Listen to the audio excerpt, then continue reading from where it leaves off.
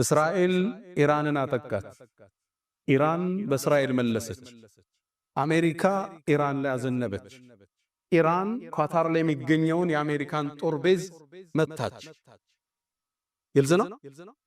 እንደተመታም ትራምፕ ቀድማችሁ ስለነገራችሁም ብሎ ኢራንን አመሰገነ።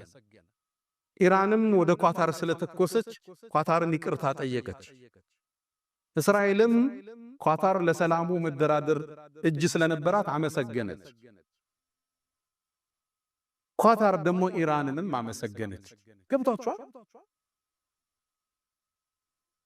ውስብስብ ነው አይደል? የፖለቲካን ቁማር እንኳን መረዳት አለ። እንኳን የአርራህማንን ጥልቅ ጥበብ የሰረገ ዕውቀት የፍጥረት ዓለሙ ንጉስ ካልነበርንበት ያስገኘን ሁወ ሙብዲኡል ሙዒድ ነው የሚለው እዚሁ ሱራ ላይ የነገራቶች ፈጣሪ እሱ ካልነበረበት ሙብዲ